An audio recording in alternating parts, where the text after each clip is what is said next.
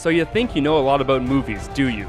Are your friends often amazed by the amount of movie-based information you can store and recite? You might be able to recite the Rocky movies word for word. Perhaps you know which year every movie in the DC Cinematic Universe franchise is going to be released. And you might even know why anybody thought movie 43 would be a good idea. But what about all the work that goes on behind the scenes, in the wardrobe and special effects departments? There are a lot of facts about that kind of stuff that might just take you by surprise. And that's what we're here for. Here's a special costumes and makeup edition of 20 rapid behind the scenes movie facts. Could you make me a woman? In the Mrs. Doubtfire movie, Robin Williams' character, Daniel Hillard, is shown using a single mask for his transformation into the housekeeper. But Williams' actual makeup consisted of 8 different pieces. More than 60 different costumes were designed and made for Michelle Pfeiffer's Catwoman in Batman Returns, all at around a cost of $1,000 each. For her role as Sandy in Grease, Olivia Newton-John had to be sewn into her skin-tight trousers and wasn't allowed to go to the bathroom during shooting, as it would slow down production. Johnny Depp's costume for his starring role as Edward Scissorhands, which happened to include pieces of one of Tim Burton's old sofas, was installed with a special cooling suit that stopped him from overheating whilst filming in the Florida sunshine. Given the sheer number of prosthetics required for the numerous costumes in The Wizard of Oz, MGM set up an assembly line for applying the effects using extra staff recruited from the mailroom. That's one way to move up. In Mask, for practical reasons, the gap between Eric Stoltz's eyes after makeup was applied was only 1.5 inches. Had the gap matched the real-life dimension of Rocky Dennis's face, Stoltz's wouldn't have been able to see at all, as his eyes were actually 3.5 inches apart. The prosthetics that were created for John Hurt to wear in his role as Joseph Merrick in The Elephant Man were designed using casts that were taken from the real Merrick himself.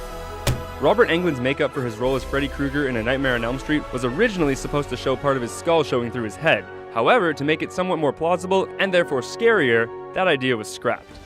Once Ron Perlman's extensive costume and makeup were applied for his titular role in the Hellboy movies, the only part of his body that was left visible were his eyelids.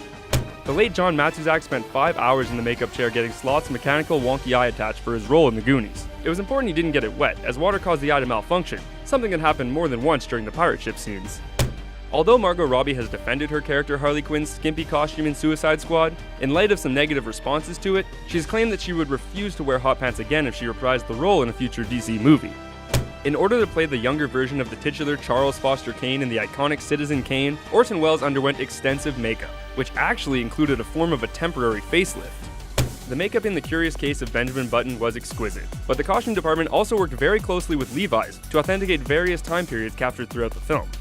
Both Rebecca Romijn and Jennifer Lawrence had entire teams of makeup artists working on them to help portray Mystique in the X-Men movies, and they each had to undergo a daily transformation that took around 7 hours to apply. The iconic white polyester suit worn by John Travolta in Saturday Night Fever, which sold at auction for $145K, was originally bought off the peg in a cheap men's clothing store in Brooklyn. Elizabeth Olsen has now played Scarlet Witch 3 times in the MCU, in the Captain America the Winter Soldier mid-credits scene, Avengers Age of Ultron, and Captain America Civil War. But she revealed she was only convinced to do so when Joss Whedon promised she would never have to wear the revealing costume from the comic books. In order to achieve the Phantom's skull-like appearance in The Phantom of the Opera, the chameleonic Lon Chaney stretched a strip of translucent fish skin between his cap and his nostrils. Yuck. Selma Blair plays go-go dancer Ursula Utters in A Dirty Shame, and her character had huge breasts. The process of removing the prosthetic breasts worn by Blair broke the latex, so she had to don a new pair every single day. Charlize Theron underwent a dramatic transformation to portray the far less attractive alien Wuornos in Monster. One trick that made the transformation possible was applying gelatin to Theron's eyelids to cause them to drop, perfecting the permanently tired look of the character.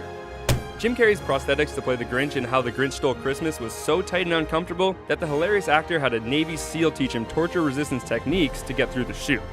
Thanks for watching this special costumes and makeup edition of 20 rapid-fire behind-the-scenes movie facts. Did you know about any of these? Which other great facts about movie costumes and makeup do you know of? Let us know in the comments section below, and be sure to subscribe to our channel for more great videos like this one.